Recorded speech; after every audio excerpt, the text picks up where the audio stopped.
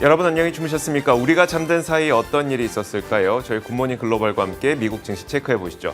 자, 먼저 미국 증시 3대 지수는 지금 보시는 것처럼 3대 지수 모두 하락권에서 마감이 됐습니다. 다우존스 산업지수가 0.7%, S&P 500 지수와 나스닥 지수가 0.6%씩 하락을 했는데요. 장중 내내 약보합권 내지는 보합권에서 상승 하락을 반복하던 미국 증시가 결국은 장 막판에 좀 힘이 빠지면서 3대 지수 모두 밀려난 채 마감이 됐습니다. 자, 이렇게 시장이 하락했던 가장 주된 요인으로 꼽히는 것이 바로 에너지 가격의 상승입니다. WTI 가격이 지난밤 사이 장중 한때 $82를 터치하기도 했었는데요. 자, 이렇게 에너지 가격이 지속적인 상승세를 보이게 되자 이런 것들이 연말에 인플레이션을 불러오는 것 아니냐 이런 우려가 커지고 있는 상태고요. 자, 이런 가운데 골드만삭스에서는 경제 성장률 전망치를 하향 조정했습니다. 기존 올해의 전망치를 5.7%로 봤었는데 이걸 5.6%로 하향 조정했고 내년 전망치는 4.4%에서 4%로 0.4%포인트나 하향 조정을 했습니다. 자, 이렇게 에너지 가격 상승하면서 인플레이션에 대한 우려가 나타나고 있는데 경제 성장률 전망치를 하향 조정하는 기관과 이 증권사들이 속속 등장을 하게 되면서 시장에서는 투자 심리가 다소 위축되는 그런 모습이 나타나고 있는 겁니다. 자, 이런 큰 줄기의 흐름이 있었는데요. 자세한 내용들은 또 따로 있습니다. 자, 자세한 마감 시황은 전채린 앵커가 전해드리겠습니다. 네, 월요일 미국장 뉴욕 증시 마감 상황 전해드리도록 하겠습니다. 오늘은 미국장이 인플레이션 우려 속에서 하락하는 흐름을 나타냈는데요. 오늘 시장을 움직였던 가장 주된 요소 가운데 하나가 바로 유가였습니다. WTI 가격이 장중에 3.5%가량 오르면서 한때 배럴당 $82 수준까지 가리키기도 했는데요. 2014년 이후 최고 수준이다 보니까 인플레이션에 대한 우려를 부추겼습니다. 한편 이 소식이 이렇게 주목을 받았던 이유는 바로 연준의 테이퍼링 계획과 직결되기 때문인데 연준이 테이퍼링을 할 때 고려하는 요소가 바로 첫째로는 인플레이션, 그리고 둘째로는 고용이 되겠습니다. 오늘 고용과 관련된 지표도 발표가 됐는데 9월에 신규 고용이 19만 4천 명으로 발표되면서 시장 예상에 크게 못 미치는 수준으로 나왔습니다. 다만 연준의 테이퍼링 계획은 예정대로 이뤄질 거다라는 것이 대체적인 전망이 되겠습니다. 그런 가운데 골드만삭스에서는 미국의 성장률 전망치를 조정했습니다. 올해와 내년 성장률 전망치를 각각 5.6% 그리고 4%로 전망한 건데 불과 지난달 초에 올해 전망치를 낮춰 잡은 지 5주 만에 다시 내려잡았습니다. 코로나19가 장기화되면서 소비 회복이 예상보다 지연될 것이기 때문이다라고 이유를 덧붙이기도 했습니다. 이렇게 오늘 시장에서 주목했던 다양한 재료들 먼저 확인해 봤고요. 이에 따라서 섹터와 종목별 흐름은 어떻게 움직였는지도 확인해 보겠습니다. 섹터별로는 1% 이상의 낙폭을 기록했던 유틸리티 그리고 커뮤니케이션이 가장 약한 흐름이었고요. 그 뒤로 금융과 산업, 헬스케어 역시도 장 막판 들어서 부진한 흐름을 나타냈습니다. 아무래도 하락장이다 보니까 오르는 섹터가 많지는 않았지만 부동산이 0.1%가량 오르면서 이 지수 방어에 나서는 움직임을 보이기도 했습니다. 종목별 흐름들도 보다 구체적으로 확인해 보도록 하겠습니다. 장 초반에는 유가가 크게 오르자 에너지 관련주들이 탄력을 받아가는가 싶더니 유가가 최고치 수준에서 물러나자 이 관련 기업들의 주가 역시도 힘이 빠지는 모습이었고요. 항공주 가운데에서는 사우스웨스트 에어라인즈가 3%대 비교적 큰 폭의 하락을 기록했습니다. 주말 사이에 악천후를 이유로 1,800건 넘는 비행을 취소했다는 소식이 전해졌고요. 거기다가 더불어서 플로리다 지역 내 항공교통 관제에 문제가 있었다라는 이 악재가 전해지면서 주가가 약한 흐름을 나타냈습니다. 다음으로는 리테일 관련주들도 묶어서 확인해 봐야겠습니다. 면화 가격이 지난 금요일 10년 내 최고치 수준으로 오르면서 리테일 관련주들의 주가에는 타격이 있었습니다. 갭과 리바이스, 랄프 로렌 등의 의류 브랜드들이 이 3%대의 장중 약세를 기록하는 모습이었습니다. 그리고 글로벌 장난감 회사인 헤즈브로의 경우에는 CEO인 브라인드 골드너가 건강상의 이유로 휴직한다라는 소식이 전해지면서 오늘 장에서 1.6%가량 빠지는 모습이었고요. 마지막으로 스포츠 베팅 기업인 드래프트킹즈까지 보겠습니다. 시티에서 매수 커버리지를 게시하면서 오늘 좋은 흐름을 나타냈고요.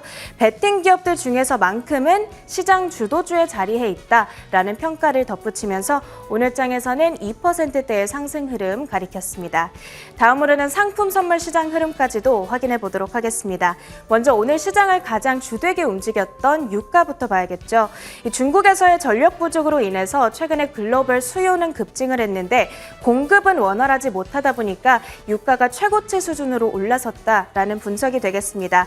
브렌트유는 오늘 장중한 때 84달러 수준까지 올라서면서 3년 내 최고치를 갈아치웠고요. 또 WTI 가격 역시도 장중한 때 82달러 수준 가리키면서 2014년 이후 최고치를 새로 쓰는 모습이었습니다. 다음으로는 금 가격까지 확인해 보겠습니다. 연준이 테이퍼링을 예상대로 진행할 거다라는 예상 속에서 달러 강세가 이어지고 있는데요. 그러다 보니까 상대적으로 또 다른 안전자산인 금 가격은 약세를 나타내고 있는 모습입니다. 다만 스태그플레이션에 대한 우려가 유지되고 있다 보니까 이 낙폭은 어느 정도 제한된 채 움직이고 있습니다. 현재는 0.2%가량 떨어지면서 온스당 1,754달러 수준 가리키고 있고요. 마지막으로 비트코인까지 확인해 보도록 하겠습니다. 비트코인은 5월 내 최고치 수준으로 올라서면서 2주 넘는 랠리를 이제는 이어가고 있습니다. 57,000선 위로 진입을 하면서 이달 들어서만 30%가량 상승을 하고 있는 모습이고요. 비트코인 가격이 오름세를 보이자 이 코인베이스의 주가 역시도 3.4% 가까운 탄력을 나타내기도 했습니다. 이렇게 미국장 전반적인 마감 상황 정리해드렸습니다.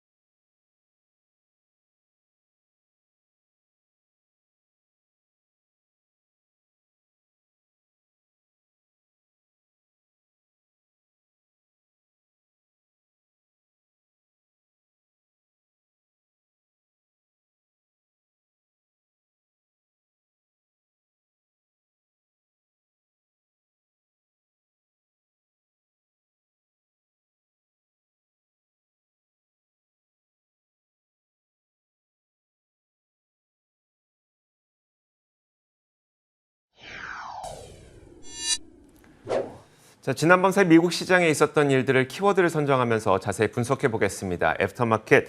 오늘도 신한금융투자 WM 리서치부 스마트머니 추적팀 최진석 팀장 함께하겠습니다. 어서 오세요. 안녕하십니까. 네, 안녕하세요. 자, 키워드부터 공개해 봐야 되겠죠. 오늘은 어떤 키워드가 준비되어 있을까요? 첫 번째 키워드는 바로 넘느냐 못 넘느냐입니다. 자, 뭘 넘을까요? 이번 주에 이제 미국의 대형은행을 시작으로 3분기 어닝 시즌이 본격적으로 좀 네네. 시작이 되죠. 그래서 이 결과가 과연 예상치를 넘느냐 못 넘느냐, 그리고 넘으면은 또 얼마나 넘을 수가 있겠느냐, 네. 이런 부분을 좀 말씀을 드리고 싶습니다. 쉽게 말하자면은 3분기 어닝 시즌을 앞두고 기대치를 상회하는 그 정도에 따라서 미국 증시가 연고점을 다시 한번 경신할 수 있을 것이냐, 이 부분에도 역시 관건으로 작용할 것이다라는 그런 분석이 나왔는데요. 데이터 트랙이라는 기관에서 이 같은 분석을 제시를 했습니다. 3분기 S&P 500 기업들의 이익이 예상치를 10% 정도 상회하지 못한다면은 연고점을 증시가 경신한 것이 힘들다라고 분석을 했는데요. 데이터 트랙에 따르면요, 1분기의 이익의 이 비트 정도, 그러니까 예상치를 넘어선 정도가 27% 정도였다고 합니다. 근데 이 수치가 2분기에는 17%였다고 하거든요. 그렇기 때문에 그만큼은 아니더라도 이 정도의 좀 비트 행진이 좀 필요하다는 얘기로 또 해석이 됩니다. 근데 왜 그러면은 10%를 수치를 제시를 했느냐, 이 부분을 좀 살펴보자면요. 네. 2분기에 S&P 500 기업들의 EPS가 53달러였습니다. 근데 3분기 예상치가 지금 49달러로 나오고 있거든요. 그렇기 때문에 이 실제치도 예상치에 부합하는 수준에 그친다라고 한다면은 코로나19 팬데믹 이후에 이 고점이 이제 지나갔다, 이게 피크아웃했다라는 네네. 우려를 좀 불러일으킬 수가 있고, 그리고 전 분기 대비해서도 이제 이익이 감소세를 보일 수가 있기 때문에 이런 부분들이 결국은 대형주 위주로 증시가 고평가됐다라는 그런 해석을 자아낼 수가 있을 것이다라고 경고를 했습니다.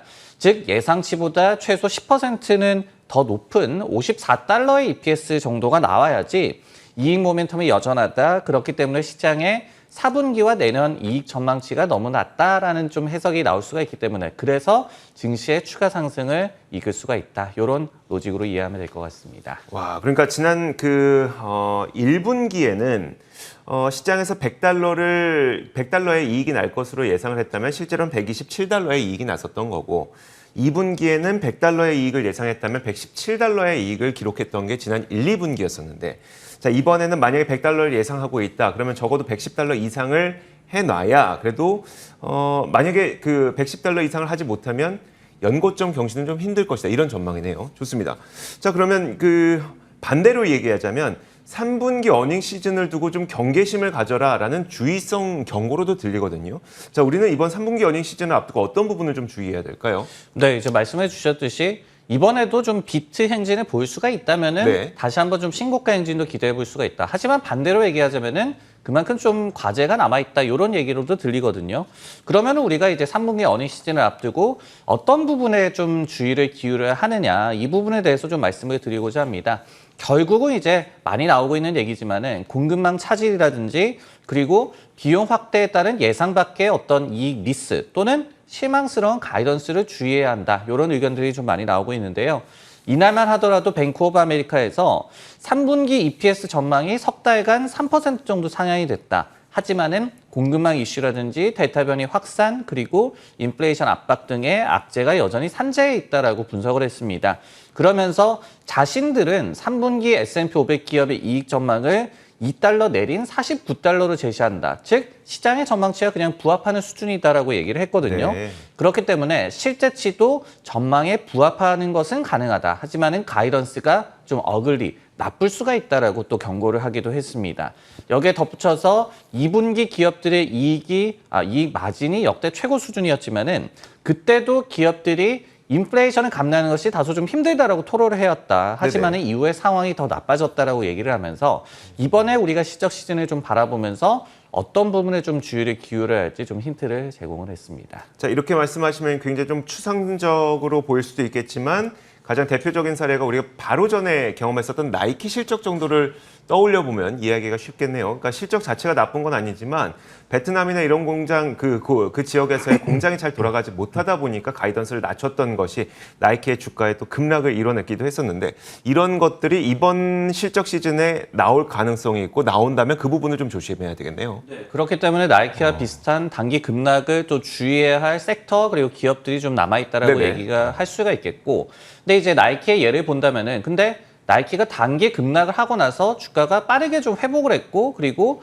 장기적으로 우호적인 그런 업황 아니면은 또 기업에 대해서 평가를 내리는 또 의견들이 아이러니하게도 좀 많이 나오고 있어요. 네네. 이건 또 무슨 얘기냐면은 이번에 실적 시즌을 통해서 솔직하게 어떤 좀 투명성을 가지고 자신들의 뭐 공급망 차질 문제라든지 이런 부분을 속 시원하게 경영진이 밝히는 기업들은 네. 단기적으로는 이제 이 이익이 깎이는 만큼 주가는 빠지겠죠. 그렇죠. 하지만은 그 이후에 어떤 기업에 대한 신뢰성 제고라든지 이런 부분을 또 기대할 수가 있겠다. 아니면은 나중에 이렇게 기대치를 낮춰놨기 때문에 나중에는 비트 가능성이 또 높아지거든요. 네네. 이런 또 복합적인 또 요인도 생각해 볼 필요도 있을 것 같습니다. 알겠습니다. 자, 이번 실적 시즌에 우리가 좀 살펴봐야 될 관전 포인트 첫 번째 키워드로 정리를 해봤고요.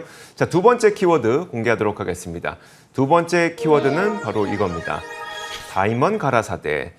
자, 제이미 다이먼은 뭐 모르시는 분은 없을 겁니다. JP 모건의 회장이자 CEO를 잇고 있는 인물이고요. 월가의 황제로 불리기도 합니다.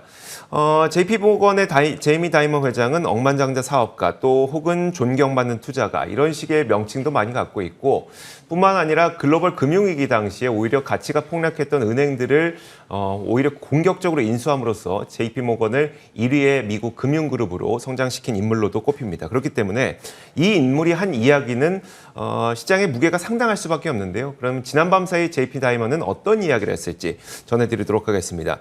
제이미 다이먼 회장이 이날 공급망 이슈가 내년이면 곧 완화될 문제라고 전망을 했습니다. 그는 이날 한 컨퍼런스에 참석해서 이렇게 얘기를 했는데요. 이러면 안 되지만 내가 전망 하나 하겠다 이런 식으로 말문을 열었습니다.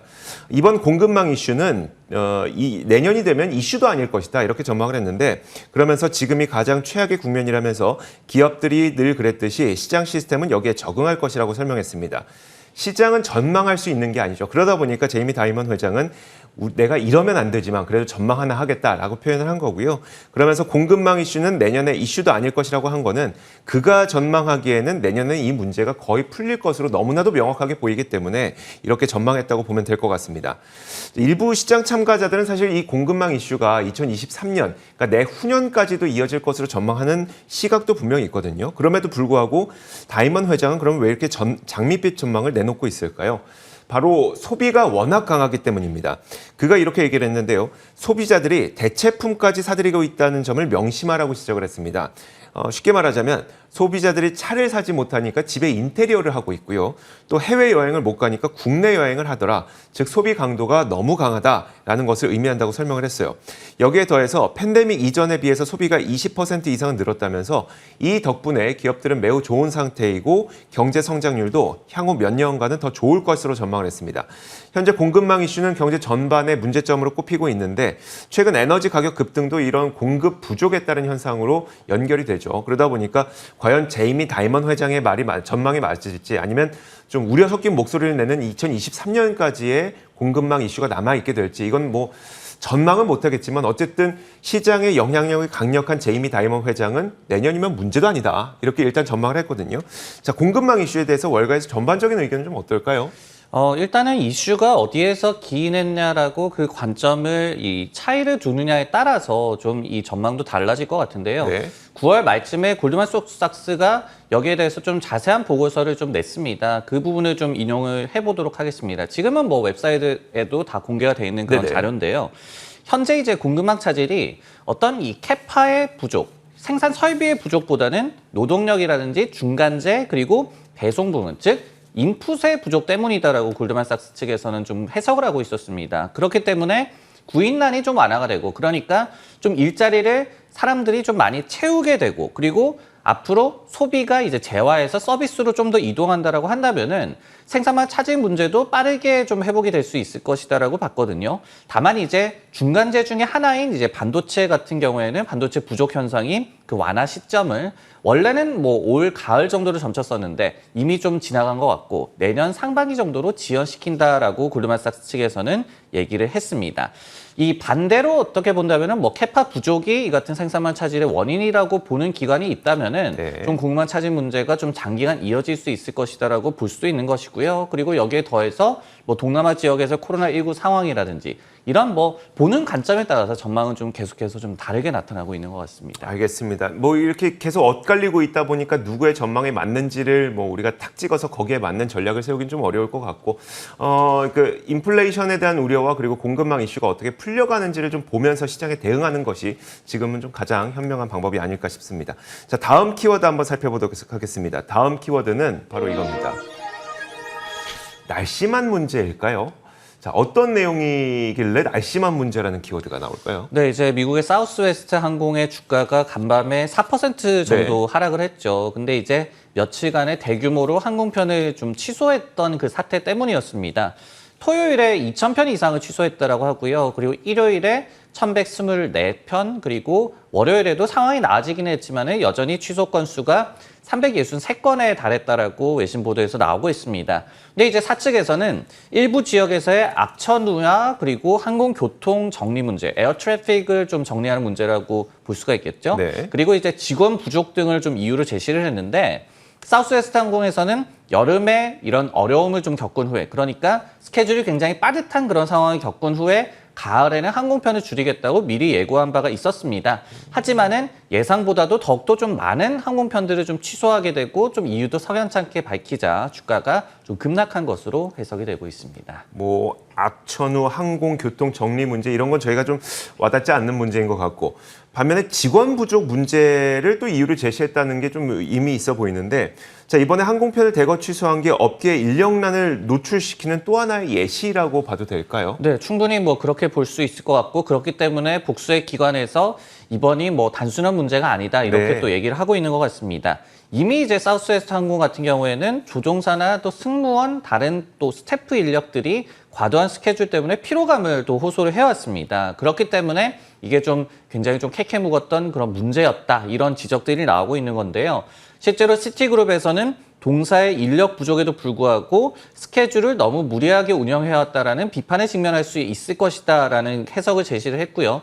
그리고 이제 레이몬드 제임스 같은 이 IB에서도 비용 압박 문제 또는 어쩌면 이제 노사 관계가 조금 악화될 수 있는 그런 문제를 노출했다라고 얘기를 했습니다.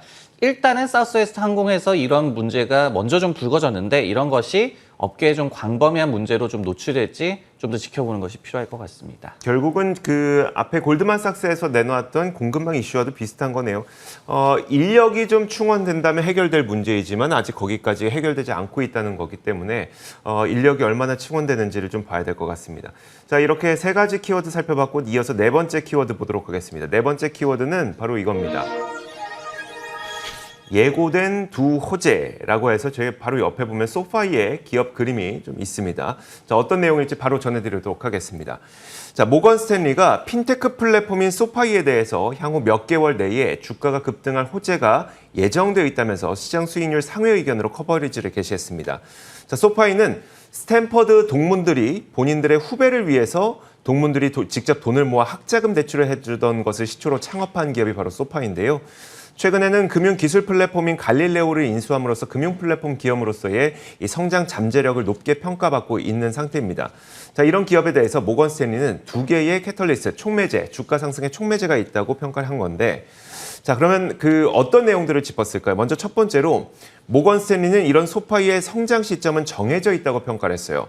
지금은 학자금 대출을 주요 사업으로 하고 있기 때문에 학자금 대출이나 아니면 학자금 대출의 리파이낸싱이 많아져야만 소파이의 실적도 빠르게 좋아지는 그런 구조를 갖고 있습니다. 하지만 여러분도 알다시피 코로나 팬데믹으로 인해서 미국 정부는 학자금 대출을 좀 유예해주고 있는 상태죠. 소파이의 학자금 대출 사업이 다소 부진할 수밖에 없는 이런 뚜렷한 이유가 있습니다. 그런데 그게 종료되는 시점이 바로 내년 3월입니다. 그러면 내년 3월부터는 소파이의 실적이 다시 성장 가속화될 수 있다는 것이고요. 이런 측면에서 성장 시점은 좀 정해져 있다고 볼 수가 있는 거죠. 예고된 첫 번째 호재라고 볼 수가 있는 게 바로 이거고요. 두 번째로 소파이를 좋게 보는 이유는 소파이가 수개월 내에 뱅크 차터로서 승인될 가능성이 있고 이것이 소파이를 성장시키는 두 번째 촉매대가 될 수 있다는 겁니다. 자, 뱅크 차터라고 하는 게 우리나라에서는 좀 없기 때문에 이걸 좀 이해하기 쉽지 않을 텐데 금융사의 금융상품을 팔 수 있는 자격을 얻는 거라고 보면은 좀 크게 틀리진 않을 것 같아요. 우리나라에서는 이런 것들이 좀 여러 가지 형태로 나타나고 있죠. 대출을 대신 판매하는 대출 중개인이라는 직업이 있습니다. 우리나라에서는. 그리고 뭐 보험 대리점 이런 곳들도 있고 펀드와 보험 등을 판매하는 재무관리사 이런 게 있는데 이런 걸 소파이가 단 한 번에 뱅크 차터가 되면 할 수가 있게 되는 겁니다. 이런 점을 높게 평가하면서 모건 스탠리는 소파이에 대한 목표 주가를 $25로 제시를 했고요. 이 소식과 함께 소파이의 주가는 지난 밤사이 13% 크게 오르기도 했습니다. 자, 소파이에 대해서 월가의 전반적인 시작각도 한번 궁금한데요. 네, 이번에 모건 스탠리가 새롭게 좀 커버리지를 게시를 했는데 네. 마켓워치에서 집계를 하기로는 평균적으로 비중 확대 의견이 나오고 있습니다. 네네. 6개 IB를 좀 집계를 한 것이고요. 목표 주가가 $24.5이기 때문에 뭐 모건 스탠리가 제시하고 있는 업사이드와 거의 비슷하다 이렇게 좀 해석을 할 수가 있을 것 같습니다. 가장 이제 최근에는 9월 말에 이 제프리스라는 IB에서도 매수 커버리지를 게시를 하면서 목표 주가로 $25를 제시를 했는데요. 사업 모델이 시너지가 있다라고 평가를 했습니다. 그러면서 이런 사업 모델이 유저 성장세라든지 또 제품 도입 그리고 마진 개선 가속화를 견인할 것이다라고 분석을 했고 그러면서 또 오는 2025년까지 연평균 매출 46% 증가세를 좀 점쳤거든요. 이런 식으로 좀 고성장세를 좀 공통적으로 제시를 하고 있고 그러면서 주가의 업사이드도 뭐 오늘 모건 스탠리의 얘기와 비슷하게 한 $25 정도 이렇게 월가에서는 점치고 있는 것 같습니다. 네, 알겠습니다. 자, 소파이도 한번 관심 갖고 지켜보시길 바라겠습니다. 자, 지금까지 신한금융투자 WM 리서치부 스마트머니 추적팀 최진석 팀장과 함께 이야기 나눠봤습니다. 고맙습니다.